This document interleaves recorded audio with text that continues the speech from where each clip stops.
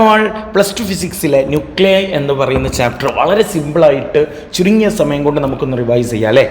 ഇതിനെ നമ്മൾ പഠനാവശ്യാർത്ഥം അല്ലെങ്കിൽ പഠനത്തിൻ്റെ ഒരു ഈസിനെസ്സിന് വേണ്ടിയിട്ട് നമ്മളൊരു 10-12 പോയിൻ്റ് ആക്കിയിട്ട് ഈ ചാപ്റ്റർ നമ്മൾ ഡിവൈഡ് ചെയ്തിട്ടുണ്ട്.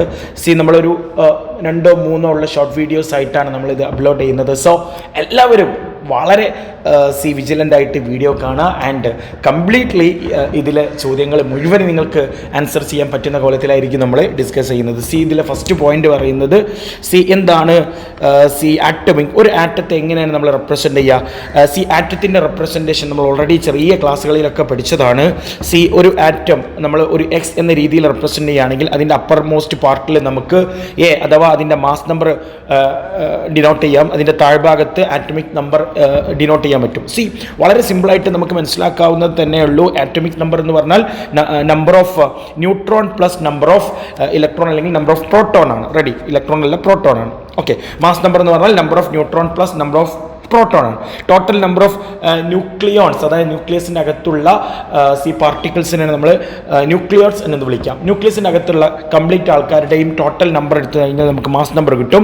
Number of electrons plus number of proton, plus അല്ല, നമ്പർ ഓഫ് ഇലക്ട്രോൺസിൻ്റെയും നമ്പർ ഓഫ് പ്രോട്ടോൺസിൻ്റെയും രണ്ടും തുല്യമായിരിക്കും. അതിൻ്റെ രണ്ടിൻ്റെയും നമ്പറാണ് നമുക്ക് ആറ്റമിക് നമ്പർ എന്ന രീതിയിൽ നമുക്ക് പറയാൻ കഴിയാം. ഇതാണ് നമുക്കൊരു ആറ്റമിക് റെപ്രസെൻറ്റേഷൻ എന്ന രീതിയിൽ നമുക്ക് സപ്പോസ് ഒരു ഉദാഹരണത്തിന് കാർബൺ നമ്മൾ എടുക്കുകയാണെങ്കിൽ കാർബണിൻ്റെ റെപ്രസെൻറ്റേഷൻ എങ്ങനെയാണ്? 612 എന്ന രീതിയിലാണ്. ഇതിൽ 6 എന്ന് പറയുന്നത് എന്താണ്? അതിൻ്റെ ആറ്റമിക് നമ്പറാണ്, നമ്പർ ഓഫ് പ്രോട്ടോൺസ് അല്ലെങ്കിൽ നമ്പർ ഓഫ് ന്യൂട്രോൺസ്. 12 എന്ന് പറഞ്ഞാൽ number of protons plus number of electrons ആണ്. ഇതാണ് അതിൻ്റെ മാസ് നമ്പർ എന്ന് പറയുന്നത്. ഓക്കെ അല്ലേ? ഇനി എന്താണ് രണ്ടാമത്തെ പോയിന്റിലേക്ക് നമ്മൾ കടന്നു കഴിഞ്ഞാൽ എന്താണ് ആറ്റമിക് മാസ് യൂണിറ്റ് എന്നുള്ളതാണ്. ബേസിക് ആയിട്ട് ചാപ്റ്ററിൻ്റെ ബേസിക് കാര്യങ്ങളാണ് തുടക്കത്തിൽ നമ്മൾ പറഞ്ഞു പോകുന്നത്. ഇതിനെ AMU അല്ലെങ്കിൽ യൂണിഫൈഡ് മാസ് എന്ന രീതിയിലൊക്കെ പറയാറുണ്ട്.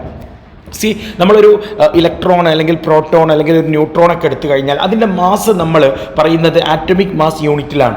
ഇലക്ട്രോണിൻ്റെ മാസ് സാധാരണ പറയാം 1 അല്ലെങ്കിൽ ഏത് രീതിയിൽ പറഞ്ഞു കഴിഞ്ഞാലും അത് നമ്മൾ ഏതെങ്കിലും ഇൻസ്ട്രുമെൻ്റ് യൂസ് ചെയ്തിട്ട് അളക്കുകയാണെങ്കിൽ നമുക്ക് കിട്ടുക എന്തായിരിക്കും, അല്ലെങ്കിൽ നമ്മളത് പറയാറ് അത് ആറ്റമിക് മാസ് യൂണിറ്റിലാണ്. ആറ്റമിക് മാസ് യൂണിറ്റ് എന്ന് പറഞ്ഞു കഴിഞ്ഞാൽ എന്താണ്?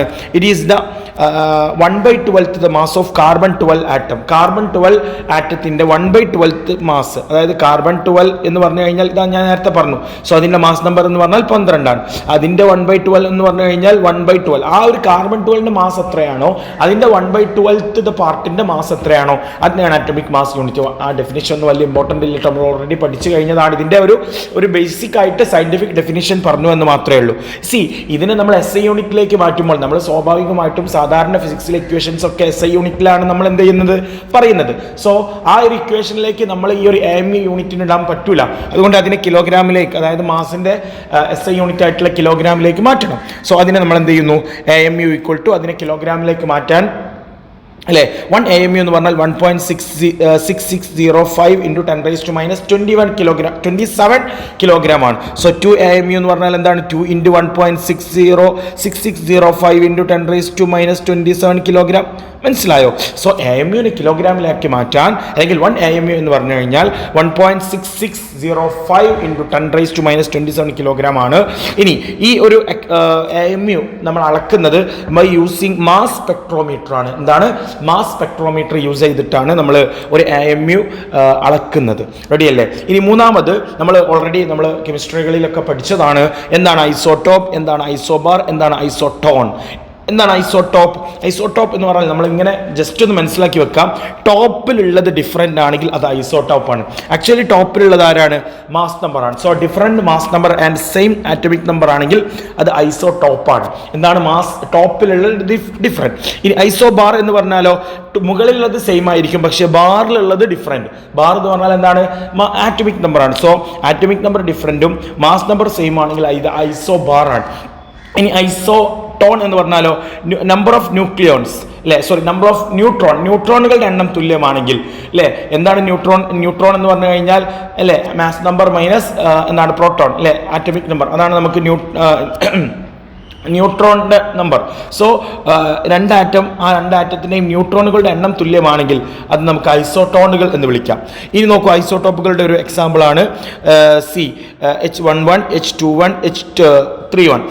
സി ഹൈഡ്രജൻ, ഡ്യൂട്ടീരിയം, അതുപോലെ തന്നെ ട്രീഷ്യം എന്നൊക്കെ നമ്മൾ ഓൾറെഡി പഠിച്ചതാണ് അല്ലേ. ഇവിടുത്തെ നോക്കൂ, ഇവരുടെ ആറ്റമിക് നമ്പർ സെയിം ആണ്, പക്ഷേ മാസ് നമ്പർ എന്ത് ചെയ്തു, ഡിഫറെൻ്റ് ആയി. ഇതിനെ നമ്മൾ ഐസോടോപ്പ് എന്ന് വിളിക്കാം. എന്നാൽ ഐസോബാർ എന്ന് പറഞ്ഞാലോ, ബാറിലുള്ളത് ഡിഫറെൻറ്റ് അല്ലേ, ആറ്റമിക് നമ്പർ ഡിഫറെൻ്റ് ആണ്. ഇത് 1 ആണ്, ഇത് 2 ആണ്. അങ്ങനെയെങ്കിൽ നോക്കണേ, സി ഇതെന്താണ്, മാസ് നമ്പർ സെയിം ആണ്, പക്ഷേ ആറ്റമിക് നമ്പർ മാറിയതോടുകൂടെ ആ ഒരു എലമെൻറ്റ് തന്നെ മാറി. സോ ആറ്റമിക് നമ്പറാണ് എലമെൻറ്റിനെ നമ്മൾ ഡിസൈഡ് ചെയ്യുന്നത്. റെഡി, ആറ്റമിക് നമ്പർ മാറുന്നതനുസരിച്ച് എലമെൻറ്റ് മാറിക്കൊണ്ടിരിക്കും.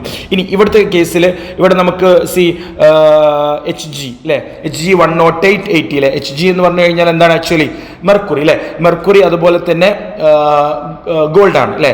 സോ മെർക്കുറിയുടെ സി ആറ്റമിക് നമ്പർ വരുന്നത് 80, മാസ് നമ്പർ 108, ഗോൾഡിൻ്റെ 79 ആണ് അതിൻ്റെ എന്ത് വരുന്നത്, ആറ്റമിക് നമ്പർ, മാസ് നമ്പർ 197 ആണ്. സോ അതിൻ്റെ നമ്പർ ഓഫ് ന്യൂട്രോൺ രണ്ടുപേരും എത്രയാണ്, 118 ആണ്. സോ ഇവർ തമ്മിൽ എന്താണ്, ഐസോട്ടോണുകൾ ആണ് എന്ന് പറയാം. സോ നമ്മൾ ആദ്യം പറഞ്ഞത് എന്താണ്, ആറ്റമിക് റെപ്രസെൻറ്റേഷൻ, രണ്ടാമത് പറഞ്ഞത് എന്താണ്, ആറ്റമിക് മാസ് യൂണിറ്റ്, മൂന്നാമത് ഐസോട്ടോപ്പ്, ഐസോബാർ, ഐസോട്ടോൺ. വളരെ സിമ്പിളായിട്ട് ബേസിക് ആയിട്ട് കുറച്ച് കാര്യങ്ങൾ പറഞ്ഞു എന്ന് മാത്രം. Thank you.